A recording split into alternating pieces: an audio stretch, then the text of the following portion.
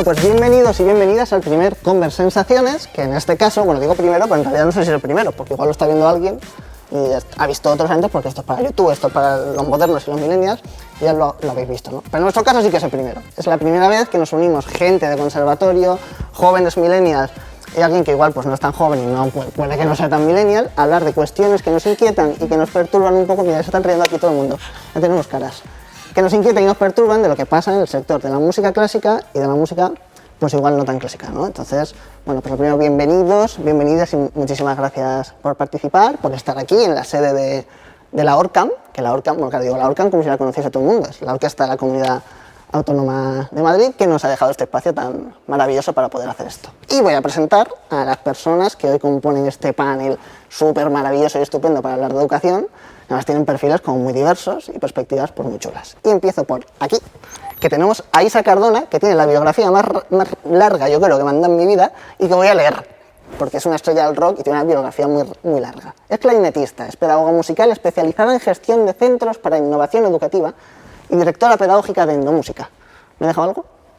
Por ahora no. ¿Qué tal? ¿Todo bien? ¿Todo correcto? Muchas gracias por contar conmigo. Nada, a ti por venir a echar la tarde.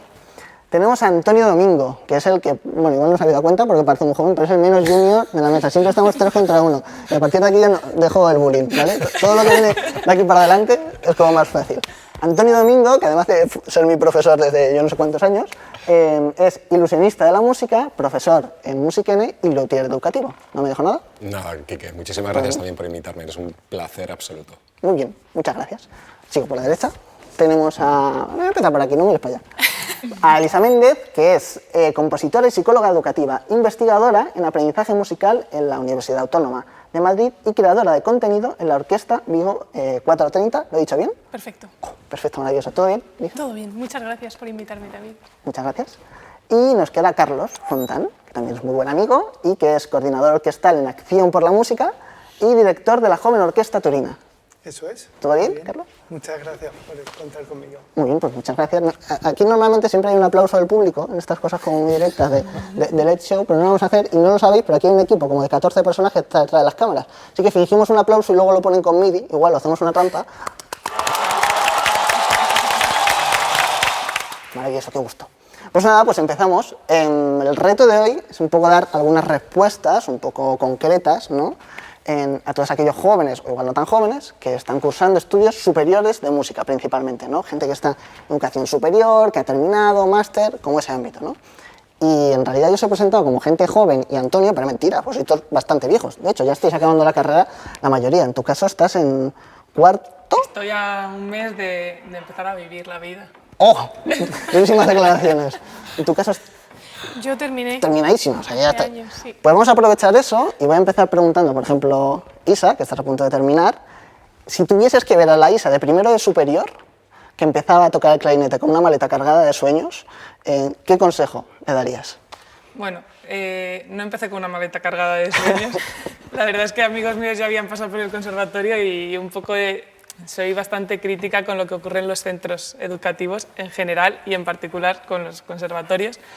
Y si estuviese en la puerta del conservatorio con mis compañeros y con los compañeros que han entrado este año en primero, les diría, mira, que hazte amigo del de la cafetería, porque es el que te va a poner el buen café para que puedas enterarte de las cosas en clase. Pero como estamos en la sede de la ORCAM y que vengo con el titulito de pedagoga, Hay que parecer bien, ¿no? Una señora no bien. puedo decir eso, les diría que exploren sitios, que se muevan más allá del conservatorio, que se muevan por ambientes que no sean musicales y que no tengan por qué ser artísticos y que conozcan gente, para que abran un poquito la mente, que hay más allá de su atril. Claro, esto que se dice mucho de que el conservatorio conserva, ¿no? Y hay que abrir No es un poquito. innovatorio. Claro, no es innovatorio. Esto, No. Es que esto es un gran hit que hacemos todos los de educación musical que nos encanta decir, ¿no? O sea, que veamos un poco más, ¿no? No sé, bueno, yo creo que todos los perfiles que estáis aquí, sí que habéis tenido pues, esas experiencias de ver un poquito más allá, ¿no? Pero me llama un poco la atención tu caso, porque te has ido con una rama muy académica de la universidad, que es algo que parece que siempre está, como el conservatorio y la universidad, ¿no? Y que son vidas paralelas, pero que no siempre se tocan. ¿Se te quedó pequeño el conservatorio? ¿Quisiste explorar más? ¿Cómo fue? ¿Qué hiciste mal? ¿Qué hice mal? Yo pienso que quizás una de las cosas que echaba en falta en el conservatorio era la parte de formación pedagógica. O sea, en el momento que te metes a pedagogía, pues será diferente, pero si lo que estás estudiando en el Conservatorio Superior es composición o alguna de las disciplinas instrumentales, alguna de las especialidades instrumentales, pues te orientan mucho hacia ser instrumentista, que por un lado está muy bien, pero por otro lado, buena parte de la oferta que hay cuando terminas de estudiar es la docencia. Entonces, yo pensaba que era necesario estudiar cómo enseñar. Y por eso cursaste el máster, ¿no? que estás haciendo Sí. ahora de Sí. Psicología de la Educación, ¿no? Sí, Psicología eso es. educativa. Porque además, bueno, otra cosa que me llama la atención que dices, nos forman como intérpretes principalmente, pero además como intérpretes solistas, ¿no? Eso Como, es. como la mayoría de casos. Vamos, yo creo que sí que tenemos ensemble, tenemos cámara, pero como la caña va siempre un poco eso, ¿no? Y me viene muy bien, además, que como empecemos a cuestionar esto que ocurre en el superior, porque Carlos, además que lo tienes ahí al ladito, es un ejemplo de cosas asignaturas que ocurren exactamente igual en una escuela de música, como puede ser orquesta. Vosotros en Acción por la Música lo hacéis un poco como diferente, ¿no? Y justo me interesa mucho esa parte de no solo formamos intérpretes solistas, sino que trabajáis mucho la parte de cooperación, ¿no? A mí, vamos, yo cuando te he visto dirigir el ensayo de orquesta es muy diferente a lo que hacemos en los conservatorios. ¿Me puedes contar un poco cómo es el día a día de Acción por la Música? Sí, por supuesto. Nuestros jóvenes en el día a día no solo trabajan por la excelencia artística, sino que trabajan de manera cooperativa. Por ejemplo, un ejemplo muy práctico que pongo siempre es que trabajamos con ellos el elaborar los ensayos. Ellos deciden la duración, le damos solo la duración del ensayo y ellos tienen que elaborar el contenido. Por ejemplo, con los conciertos que vienen, las obras que hay, el repertorio, ellos manejan qué pasajes tienen que perfeccionar más y todo eso lo hacen de manera cooperativa y consensuada dentro de la orquesta. Bueno, lo que hacemos nosotros en el día en el conservatorio, ¿no? Joder, es que mola un montón, es un ejemplo como muy diferente de lo que ocurre, ¿no? en una organización que trabaja con peques, pero que en realidad es muy extrapolable a lo que podría ocurrir en el superior, ¿no? Y ahora lo que hemos hecho ha sido como una ronda, no me estoy moviendo nada porque no me puedo mover para la cámara y estoy como un teleñeco y estoy subiendo. Hemos hecho esta ronda como de hacer la primera crítica, que además a todos nos encanta hacer cuando estamos estudiando, ¿no? De qué mal está el conservatorio, qué drama todo, ¿no? Y qué bien lo hacen en otros sitios encima, ¿no? Porque tenemos a Antonio, que lleva muchos años, aparte trabajando en conservatorios, formando a profes y ayudando a conservatorios a transformarse para hacer cosas más parecidas, justo a lo que contaba en Carlos, ¿no? Entonces, como un poco te doy el rol de abogado de los conservatorios, ¿no? Porque igual lo está viendo un profe y dice, joder, es muy sencillo, pero no es tan fácil luego llevarlo a cabo. ¿Cuál es el primer reto al que se enfrentan o el primer paso que tienen que dar para de verdad emprender una transformación educativa que nos lleve a solucionar estos problemillas que hablábamos? Yo creo, bajo mi punto de vista, hay una palabra que podría encerrar ese concepto que dices, Quique, que es la responsividad. No hablar de responsabilidad, que es lo que pensamos que tenemos que tener todos con los alumnos, que es tener nuestros estudios hechos, los horarios, cumplirlos, no tomarte el café antes de tiempo de lo que tienes que hacer, cumplir ese tipo de cosas, eso es responsabilidad. Pero cuando yo hablo del concepto responsivo para profes, hablo de que realmente quien necesita las habilidades de aprendizaje son los niños. Y nosotros llevamos las nuestras, que está muy bien, pero hay que ser responsivos con ellos. Hay que ser responsivos y ser capaces de realmente ver qué necesitan, cómo lo necesitan, cuándo lo necesitan, en qué cantidad lo necesitan. Y eso creo que es una transformación que nosotros nos recibimos como profesores de conservatorio y que nos ha costado entender que realmente el instrumento no es el gen por excelencia, que la técnica no es el gen por excelencia, sino que realmente el gen por excelencia es la persona que tienes delante de 8, de 9, de 15 o de 21 y que tenemos que trabajar para sacar lo mejor de esa persona, no para meterle dentro aquello que consideramos o que las herencias que cada uno ha tenido de siglos anteriores, esas herencias que hemos recibido, sea lo que le tenemos que ofrecer. Claro, pero eso conlleva como una... gira un poco donde está lo que se dice siempre, que el alumno está en el centro, ¿no? En este caso hablaríamos de pensar para el alumno, ¿no? Justo lo que hacéis con esa... no delegación de autoridad, pero sí como dar ese poder de decisión que utilicéis en Acción por la Música. Pero claro, a mí lo que me inquieta es sencillo de teorizar, pero igual algún profe no sabe por dónde empezar. O hay muchos profes que sí que intentan empezar a innovar en los conservatorios haciendo eso, porque se sienten un poco solos, ¿no? Esa sensación yo como que la he tenido con más profes. Claro, ahí están los CEPs, los centros de formación del profesorado, ahí están los equipos directivos de los centros que tienen que pedir formación. Al final nos vamos a mi mantra, ese que utilizo en mis redes sociales: formación, formación, formación.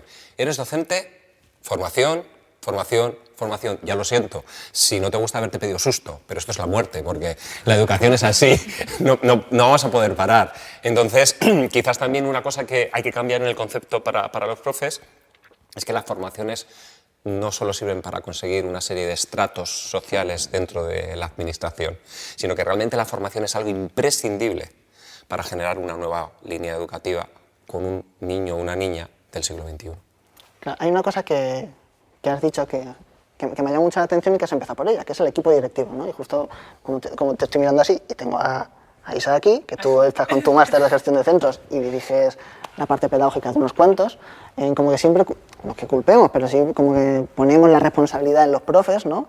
Pero a veces se nos olvida que hay, en teoría, un estrato un poquito más arriba, que es el equipo directivo, ¿no? Y que los conservatorios, pues algunos sí, por supuesto, pero no siempre se menciona su peso, ¿no? ¿Para qué sirve un equipo directivo? Bueno, pues a ver, nosotros creo que siempre hemos tenido la frase un poco rondando en la cabeza de que los profes son el motor de la educación. Y en cierta parte sí y en cierta parte no.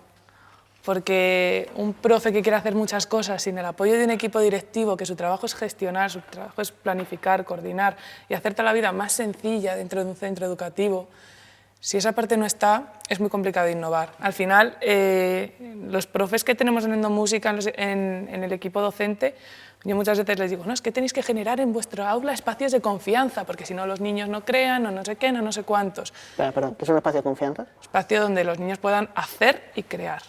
Un poco con su criterio y bajo sus motivaciones. Pero claro, mi trabajo como gestora educativa es crear espacios de confianza para mis profesores, que tengan, oye, pues que yo no estoy todos los días en todas las escuelas que tenemos, pero que ellos tengan la seguridad de que pueden llamarme y decirme, oye, Isa, quiero hacer un proyecto de no sé quién, y que sepan que van a tener mi apoyo y voy a intentar gestionar todo para poder dar los horarios, los espacios y los tiempos que necesiten para poder hacer ese proyecto, si no es muy complicado. Al final, la innovación va desde el profe, va desde el aula, pero con muchísimo, muchísimo, muchísimo apoyo desde la directiva. Claro, pero eso no ocurre en todos los centros, ¿no? O sea, ¿por qué traemos esta cultura? Estoy generalizando mucho y esto siempre como me preocupa un poco porque igual lo ve alguien y dice, oye, yo sí lo estoy intentando, ¿no?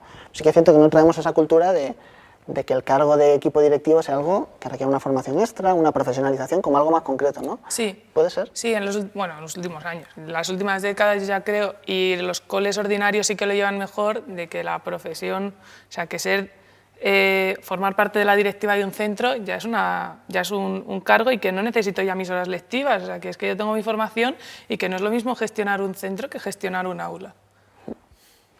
Me llama la atención, o sea, me encanta todo, pero sí que había una cosa como que me deja así como un poco catacroker, que no me esperaba, y mira que hemos hablado a veces, nunca te he oído hablar de ese concepto de espacios de confianza, ¿no? Que igual no es un concepto ni siquiera teorizado y que te ha salido como así para adelante, ¿no? Lo utilizo mucho, a lo mejor. Bueno, pues sí que lo patentamos, perdón. Es de Isa, ese concepto es de Isabel Cardona. No, creo que lo habré leído por ahí, seguro. No, pero me llama un poco la atención porque veníamos hablando de cooperación, veníamos hablando de ensayos de orquesta en los que de repente se delega la autoridad de claustro.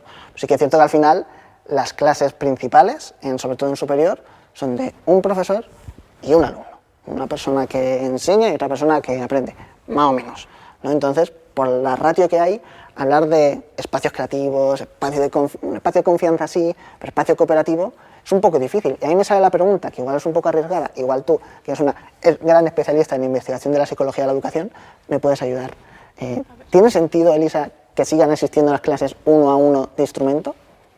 En mi opinión, sí. O sea, en mi opinión, las clases individuales de instrumento pues tienen una gran ventaja y es que te permiten conocer muy de cerca al alumno y saber cuáles son sus motivaciones, cuáles son sus intereses, con qué se identifica más, con qué menos, qué cosas a lo mejor están pasando en su vida personal que serían más difíciles de tratar a lo mejor en un contexto más grupal y que, bueno, en esa intimidad, que también tiene sus riesgos, por supuesto, pues son un poco más sencillas, pienso, de gestionar.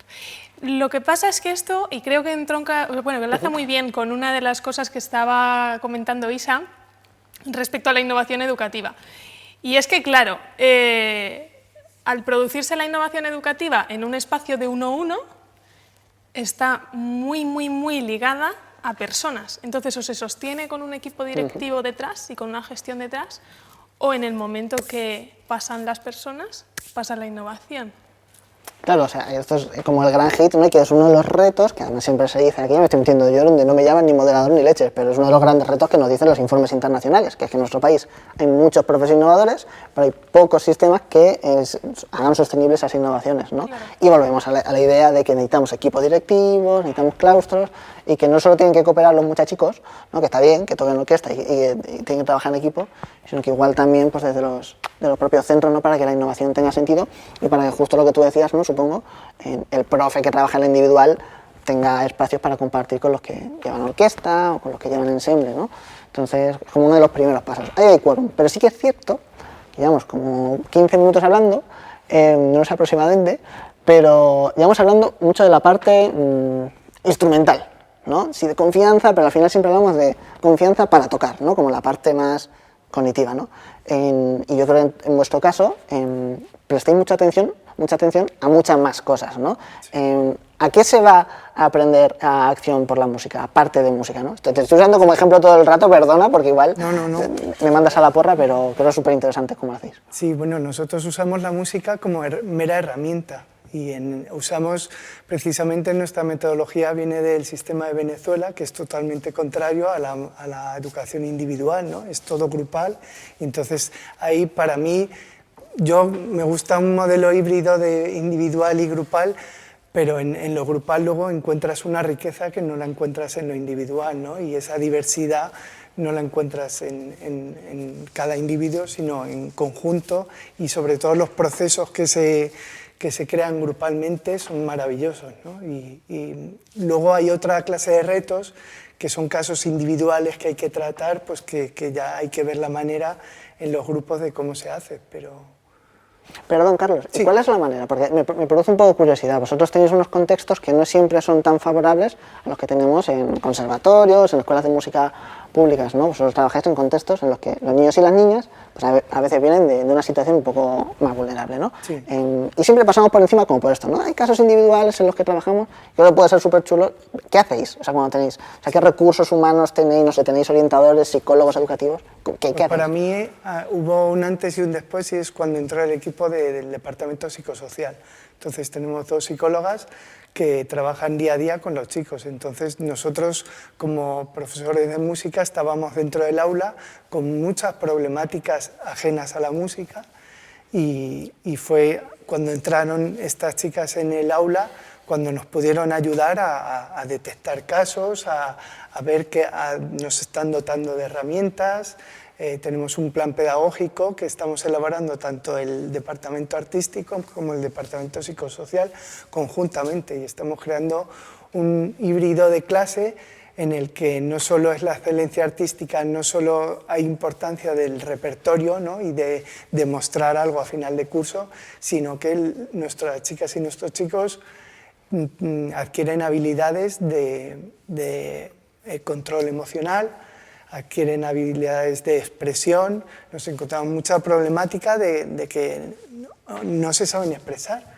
Y entonces, en la clase, al final, lo único que reciben información y no se les tiene mucho en cuenta, ¿no? Entonces, en el momento en que tú al alumnado le dotas de voz y de capacidad para crear, ¿no? en entornos creativos, pues cambia todo.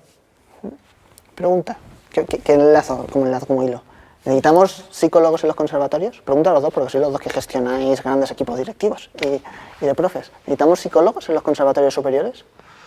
Bueno, Carlos ha dado en la clave, ha vuelto otra vez a una cuestión, nos han dotado de conocimientos. ¿Qué es eso?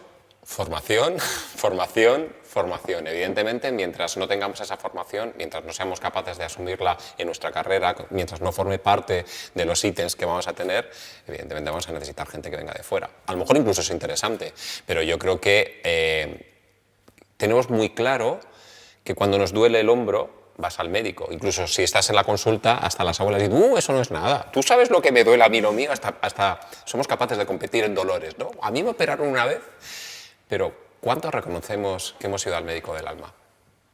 Como yo le llamo. ¿Cuántos reconocemos una inestabilidad emocional y una necesidad de estabilidad? Es que todos estamos tan bien en los centros educativos, y ya no es conservatorios, ya es en general. Todos los docentes estamos tan bien.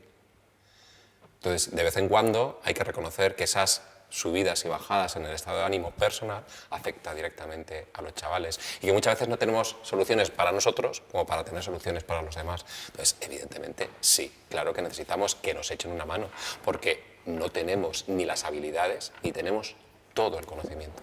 Ojo que igual te llevas curro de esta sesión, ¿eh? Ya veo, De que ya se buscan veo. psicólogos. Yo creo que decirlo esto en un debate queda un poco raro, pero creo que es indiscutible que son necesarios los psicólogos o los pedagogos. Ya voy aquí a... Claro, perdón, solo por matizar, porque antes de... O sea, voy a congelar como este frame, esto que estamos hablando.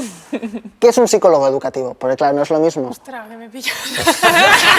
Claro, jajajaja, luego cortamos esto y no pasa nada, no. Pero igual la gente que lo está viendo se piensa que es un psicólogo solo para resolver problemas de, bueno, pues cuestiones de estabilidad emocional, pero un psicólogo educativo es una especialización que es lo que muchas veces el común de los mortales conocemos como un orientador, por ejemplo, ¿no? Sí, Los por coles. ejemplo. Entonces, ¿nos puedes matizar? Yo creo que hay pues una tendencia general a pensar en el psicólogo como psicólogo clínico. Y entonces cuando pensamos en el psicólogo educativo, parece que fuese un psicólogo clínico que está dentro de un conservatorio o que está dentro de un colegio o que está dentro de un instituto. Pero su función no es esa, ¿no? No es la de solamente remediar problemas que ya han aparecido, no es actuar cuando ya ha ocurrido la tragedia. Uy, qué dramática me pongo.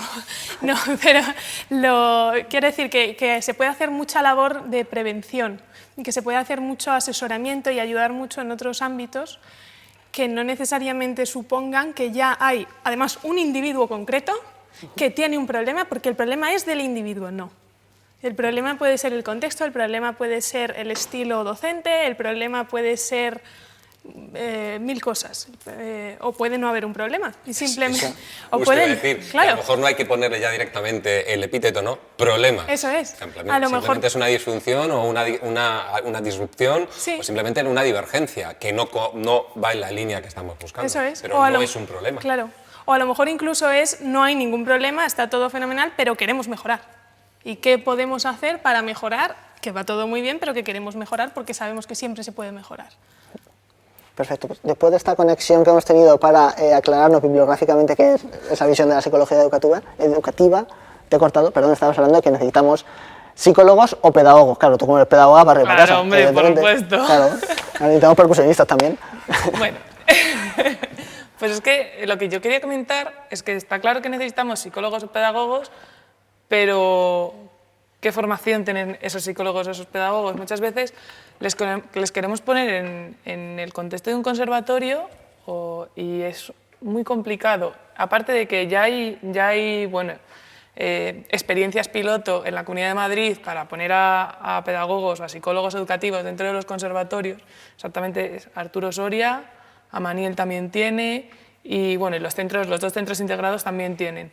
Y bueno, y es que hay un problema, y es que conocer la realidad de los conservatorios sin haber vivido la realidad de un conservatorio como alumno, desde mi punto de vista, creo que es muy complicado. Entonces, ¿qué pasa? Que cuando ponemos a un orientador en un centro educativo, vienen de las listas de orientadores de centros educativos. Y entonces, claro, toda la parte de conocer el contexto que rodea a un alumno es muy complicada. O sea, yo creo que en los conservatorios hay niños que tienen muy claro desde pequeños que su vocación es la música. Y si yo cojo mis apuntes de pedagogía de la universidad y me dicen que la vocación a los 12 años ya está, muchos me dicen que no. Entonces, conocer esas características específicas que son de los centros educativos de música, creo que es complicado. No te digo pedirles un superior, pero a lo mejor que tenga una formación en grado profesional. Una sí. optativa, una cosa tan... Quiero decir, igual el punto, no sé, me estoy metiendo, no tengo ni idea, pero gente como Elisa que está estudiando y que se ha formado en psicología de la educación, igual tienen que asumir las instituciones, ¿no?, de las políticas públicas, que también tienen que saber de otros centros educativos. ¿O se ha quedado corto? El problema es que no puede haber dos bolsas funcionariales distintos para lo que se supone que es un mismo puesto de trabajo. Así que además ahí el problema ya no es de formación, es un problema sistémico. Entonces eso ya es muchísimo más difícil de mover. Ya. Bueno, en cualquier caso, esto seguro que lo está viendo la ministra. Pues O sea, ministra, no ¿cuál es cabe mi ninguna duda, cámara? así que... Ministra, por favor, ayúdenos. Necesitamos pedagogos / psicólogos en los centros educativos musicales. Y que estén formados y sepan... Y que estén formados y que tengan su propia bolsa funcionarial. Madre ¿Puedo mía, pedir sí. algo más? Bueno, lo que tú quieras, si sabe el corazón. Joder, es que encima hacemos hasta incidencia política en nuestra primera sesión. Sí que estaba hablando y os estaba escuchando hablar de... No hacen falta psicólogos clínicos en los conservatorios. Y me he dicho, no. He dicho, ojo, que no lo sé yo. Sí que es cierto que a mí me llama mucho, digo muchas veces sí que es cierto, ¿no? Me llama la atención que muchos alumnos de superior, sobre todo cuando estamos ya en tercero o cuarto, empieza a haber pequeñas crisis existenciales, ¿no? ¿Qué pasa? Yo creo que es una cuestión también de la edad, ¿no? Pero sí que veo como mucha quemazón y se habla poco, o poco se habla, que se dice más habla, de cuestiones de salud mental, ¿no? En los conservatorios. ¿Vosotros también notáis, esto ya como lo lanzo al aire, puede responder también lo de las cámaras y todo el mundo si queréis, también notáis que en los conservatorios hay como cierta quemazón, sobre todo cuando se acerca al final de la carrera? Si quieres te hablo de lo que estoy viviendo, ¿eh? Totalmente. Yo, no sé, a mí me da un poco la impresión de que el problema se lleva arrastrando mucho tiempo, ¿no? Que tú estás inmerso en esa microcultura del mundo clásico, musical, académico, de esa cultura de la que hablaba Isa, y entonces, pues, tantos años calan, ¿no? Por ejemplo, de poner al profesor en un pedestal, y entonces estás solo además con él en la clase. Ahora me contradigo con lo de las clases individuales, ¿no? Quiero decir que estás solo con el profesor y es la máxima autoridad y además lo tienes en un pedestal y poco más que lo que diga, pues va a misa. Perdón por la referencia religiosa, ¿no? Lo que diga es indiscutible y entonces no se le puede llevar la contraria y además tú construyes tu identidad y tu autoestima y tu todo con la música, porque te quieres dedicar a eso, ¿se entiende? Si estás haciendo el superior o la mayor parte de los casos. Yo creo que los muggles, la gente que no comparte nuestro mundillo, no es consciente de que nosotros desde pequeños identitariamente ya somos músicos, ¿no? Sí. Ya queremos ser músicos mucho antes de alguien que decide pues, en selectividad o unos años antes, ¿no? Eso cambia un montón la realidad. Yo creo que cambia muchísimo, porque ya en tus años de desarrollo como ser humano ya te estás metiendo en esa vía, ya te estás construyendo con respecto a esos valores y a esas formas de socializar y de todo, ¿no? Entonces, a mí me da la impresión de que cuando llevas esa línea, cómo gestionamos los músicos una mala audición, un mal examen, un mal resultado, una mala nota, no es lo mismo que a lo mejor cómo te la tomas en otra carrera. Claro. Quiero decir, para mí misma, que yo he estudiado las dos vertientes, ¿no? En la vía universitaria y en la vía de conservatorio. Para mí, una mala nota o peor calificación de la que me esperaba en psicología, pues bueno, era un palo, era un fastidio, voy a tener que estudiarme otra vez esto, o lo que sea, pero una mala valoración en el conservatorio me hundía. O sea, te toca directamente a ti. Sí, o sea, hay una cosa que igual hemos naturalizado y que a mí me llama mucho la atención ya cuando he salido, ¿no? Que el salir llorando de una clase, sí. de instrumentos en muchos casos, pero de otras cosas también, orquesta también, me ha pasado, quiero decir, es algo que creo que hemos naturalizado mucho, ¿no? No sé, o por lo menos yo cuando en mi carrera sí que hemos naturalizado ciertas respuestas un poco más agresivas que en otros ámbitos educativos sería un poco imposible, ¿no? Quería también comentar una cosa que también va por la parte de Lisa, y es que siempre se habla del beneficio de la disciplina, esta autoexigencia, y muchas veces creo que confundimos la parte de una autoexigencia con un vínculo disfuncional que has creado con tu yo interno, y al final eso se cuece mucho en las clases, sobre todo de instrumento en el día a día. Oye, vale, bueno, has tenido una mala audición, bueno, pues ahora voy, pues cojo, y estoy una semana que no sirvo para nada, que me voy llorando por las esquinas. Oye, tienes que relativizar, primero porque no te puede definir 15 minutos que has hecho al trabajo que llevas haciendo muchísimos años. Y yo creo que no se fomenta un vínculo sano en los conservatorios en general. O sea, por supuesto que seguro que hay profes que son maravillosos y demás, pero... Y para mí, sí. has nombrado antes el abismo, ¿no? Que hay al final de de la carrera superior, y para mí también hay una falta de orientación laboral, ¿no? Que muchas crisis que se generan en los superiores y que viene después, porque o en mi época la conciencia era que o te dedicabas a orquesta, músico de orquesta, o eras profesor. Y ahora mismo, actualmente, hay una rama tan diversa de profesiones ligadas a la música que yo creo que se desconocen. O sea, por ejemplo, yo actualmente conozco muchos músicos que terminan, por ejemplo, como técnicos en el Teatro Real, en el mundo de la producción, en el mundo audiovisual, y luego hay otras ramas. En mi caso, descubrí la rama social, que para mí la descubrí después de las enseñanzas superiores, y lo descubrí por mi cuenta, pero a mí me hubiera encantado que en un profesional o en un superior, pues que alguien viniera a contarnos todas las posibilidades que hay, infinitas al final, ¿no? Y que van surgiendo.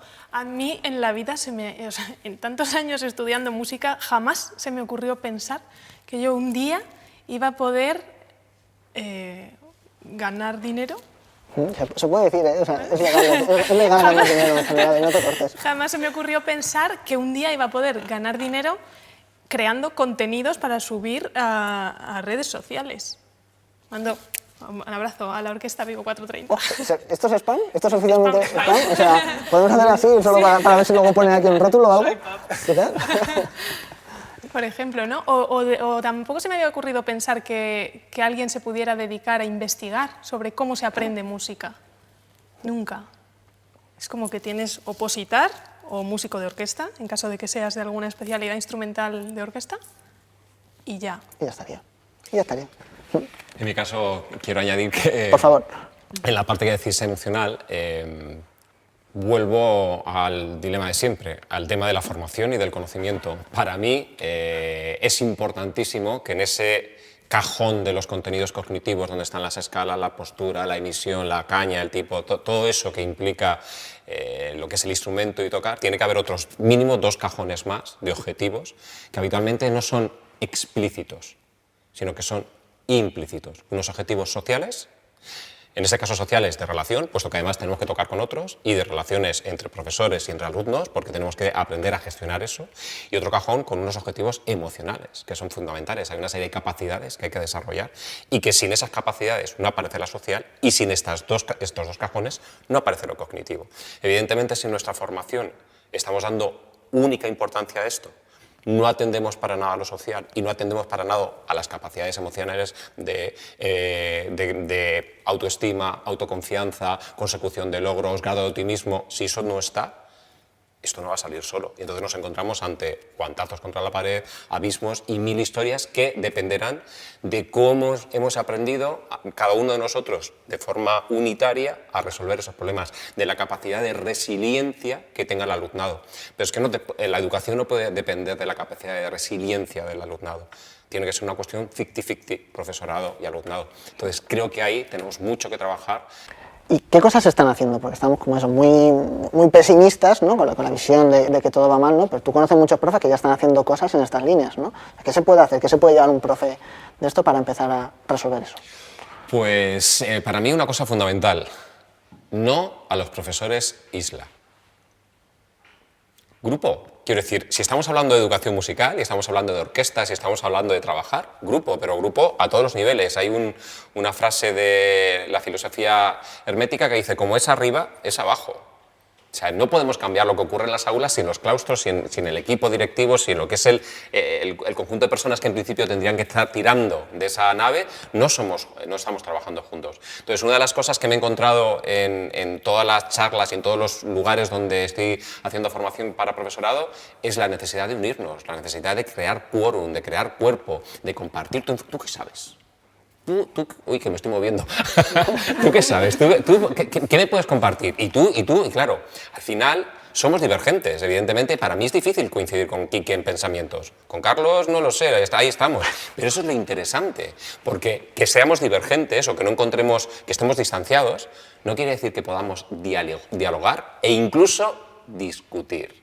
Maravillosa palabra, creo que está perdiendo en estos instantes el valor que tiene. Discutir para encontrar puntos en común. Y me parece que una de las grandes transformaciones que podríamos conseguir y que se está demostrando en aquellos centros que se está haciendo es que trabajemos codo con codo. Como ahora con lo de las mascarillas, pues mira, eso en vez de para saludarnos, para trabajar, codo con codo. Eliminando además una cosa muy importante en los músicos, me imagino que lo habréis conocido. Modo Gollum. Mi tesoro, mis partituras, mi método, mis arcos, mis anotaciones de respiración. Señores, siglo XXI, Creative Commons, por favor, crezcamos ya, crezcamos. Bueno, pues sí que nos llevamos un buen recetario, nos llevamos espacios de confianza, nos llevamos el modo Gollum, que igual no, no a los profesores Isla, sí a cobrar por nuestro trabajo, ¿no? O sea, tenemos como un poco de todo. Hay una cosa que a mí siempre me inquieta de este tipo de encuentros y que me estoy dejando un poco para el final, que es que aquí venís todos como de expertos de la vida, ¿no? De que sabéis un montón, que si la pedagogía, la psicología, las cositas, pero en realidad habéis estudiado interpretación, quiero decir, en algunos casos composición, habéis estudiado la carrera de música, ¿no? Y luego hicimos pedagogía y luego tal, ¿no? Por lo menos en mi caso, composición, ¿no? Pero sois profes también. Y alguien que lo esté viendo, pues igual va a empezar a ser profe porque está estudiando cuarto de carrera y va a acabar siendo profe en algún momento. ¿Cómo fue vuestra primera clase? Yo... Aquí no habláis tan rápido, ¿eh? Es que iba a decir una expresión, pero es que... Dila, luego le ponemos un pitido si quieres, ¿eh? Ya es que casi me encima cuando vi a dos niños juntos diciendo qué es esto. No, yo llegué cuando empecé, di mis primeras clases cuando empecé superior, o sea, hace 4 años. Y además me coincidió el mismo mes, septiembre. Entonces, claro, era como todo muy nuevo. Yo es verdad que soy muy hecha para adelante y no tengo miedo a equivocarme y creo que tampoco voy a arruinar la vida de nadie si una clase sale un poco peor. Oye, he probado esto, veo que no funciona, pues voy a ir por otro lado. Pero sí, muy verde y muy verde, vamos. Si fuese otra vez 4 años atrás, diría... movería muchas cosas. Yo con la misma impresión que Isa. Con la diferencia de que a mí me queda ya la primera clase hace 10 años o más. Entonces también me cuesta recordar exactamente qué hice en la primera clase que di. Pero sí tengo esa sensación de, madre mía, cómo ha cambiado mi manera de abordar las clases. ¿Carlos? Sí, para mí, al margen de alguna clase particular, lo que más recuerdo fue cuando empecé a dar música y movimiento y me soltaron en una clase con niños de 3 años. Me dieron el libro de texto y me dijeron, ¡hala! Suerte en la vida, chaval. Palmadita en el hombro. Pánico, porque yo no me había cultivado en la educación infantil y lo único que fui es a atarme al libro de texto, a ver qué se podía hacer. Después de esa primera clase hubo muchísimas reflexiones, ¿no? y ya pues una formación que me acompaña hasta hoy. ¿Te acuerdas? Es que hace más de 40. Bueno, hace mucho tiempo. En mi caso ocurrió en mi cabeza una dicotomía, ¿no? Lo que yo estaba viendo que ocurría en el resto de aulas y lo que a mí me apetecía hacer. Tuve la suerte de crecer en una escuela con un director donde en el año 84 yo ya tenía rock consort en lenguaje musical. ¿Qué es eso? A la de 3 todos hacemos así. Quiero decir, lo que está yo en diciendo. lenguaje musical y en la escuela donde yo estudiaba ya teníamos en el 84 una banda de rock organizada desde el lenguaje musical. Entonces tuve una suerte increíble. Yo en aquella época hacía acampadas en Ruidera, en las lagunas de Ruidera, con mi profesor de lenguaje musical. Es decir, hacía cosas muy diferentes. Entonces cuando me pongo a dar clase, yo llevo esa idea. Yo, por ejemplo, en lenguaje musical, sexto lo terminé tocando las piezas de madera de Steve Reich. Ese era el examen. Tocar una obra de un compositor americano de música minimalista. Entonces, cuando llego a dar clase, lo que me encuentro es otra cosa totalmente. Entonces, tuve unos meses, años o no sé qué, hasta que conseguí darme cuenta de qué era lo importante para mí, de lo que había, qué era lo importante para mí, de lo que había recibido y dónde me podía encontrar cómodo para no volverme ni yo loco ni volver locos a todos los que tenía enfrente. Bueno, pues entonces nos llevamos, o sea, un poco de humildad también, ¿no? Y de tranquilidad, oye, que si alguien lo está viendo, por mucho que estén mal las cosas, que todos hemos empezado, que hay que formarse, que hay que trabajar en equipo en los claustros y que la ministra tiene que ver este vídeo para cambiar la legislación para que haya psicólogos en los centros. Última pregunta, y con esto ya cerramos, que se nos va la hora, y tenéis 10 segundos para responder. Y se la voy a hacer a todo el mundo en estas conversaciones. ¿Qué queréis ser de mayor? Esto me ha quedado un poco Jesús Quintero, ¿no? Después con este silencio. Esto es una referencia para los boomers, ¿vale? Para que haya un poco para todo el mundo. ¿Qué queréis ser de mayor? Pues yo hace poco he sacado un curso online de psicología aplicada a la música. Entonces, a mí lo que me gustaría en el futuro sería tener la ocasión de, aparte de seguir dando mis clases a niños que me entusiasma y me lo paso genial, pues tener la ocasión de compartir mi experiencia y mis conocimientos con otros músicos que también estén dando clase o vayan a dar clase o que quieran esas herramientas para su vida profesional como músicos sin que sea necesariamente aplicado a la docencia. Bien. ¿Por aquí? Pues yo no me cierro mucho porque la verdad es que soy culo de mal asiento, que se dice, y es verdad que empecé mucho por tema de neuroeducación y educación emocional y llevo un par de añitos en gestión muy a gusto y entonces no sé si se me va a abrir el gusanillo de irme a otro lado a probar. Entonces no me cierro mucho. Lo que sí que tengo muy claro son las condiciones que quiero de trabajo y es horario completamente flexible. Semana laboral, jornada laboral de 32 horas, no, sigo pidiendo la ministra. No, pero sí, necesito ambientes muy creativos, muchísima flexibilidad para poder hacer y hoy estar aquí, pero es que mañana no me viene bien este horario y mi horario de la semana que viene va a ser distinto. Eso lo tengo súper claro. ¿Dónde? Misterio. Ya veremos. A mí me gustaría ser de mayor facilitador, que manejase la capacidad en equipos de trabajo, el arrancar esa chispa, ¿no? Esa chispa que arranca un proyecto y que cuando ese proyecto se presenta y se ha visto entre todos, la satisfacción es, vamos, no tengo palabras, ¿no? Y de un trabajo bien realizado entre muchos, y eso quiero ser de mayor. Una psicóloga, tenemos a Fran de la Jungla, tenemos a un facilitador y nos queda... Pues yo a lo mejor va a sonar como muy cutre o demasiado terrenal. Yo de mayor quiero ser, bueno, de un poco más mayor, quiero ser un mayor satisfecho, feliz. Y me gustaría estar sentado en casa y leer en el periódico que por fin Naciones Unidas ha conseguido que entre en su proyecto el último país del mundo que le faltaba para conseguir que la música sea una asignatura troncal en todo el mundo. Vamos a dejar este silencio de final épico porque ha sido maravilloso. Pues muchísimas gracias. Ojalá, bueno, igual nos juntamos aquí a 20 años a ver qué tal han ido esas aspiraciones. No, tío, que no llego. Avanza mucho la medicina, no te preocupes. Déjanos un audio de WhatsApp cuando veas que ya y ya comentamos. Pues nada, pues muchísimas gracias. Esperemos que, pues que haya servido este primer Conversensaciones sobre educación musical superior. Creo que hemos tocado muchos palos, creo que hemos dado las soluciones que buenamente hemos podido, ¿no? Así que solo me queda para daros las gracias, Carlos, Elisa, Isa y Antonio. Gracias a la UNI, gracias a Melómano y gracias a la Orca, algo así porque lo deja el espacio, no porque estén ahí arriba.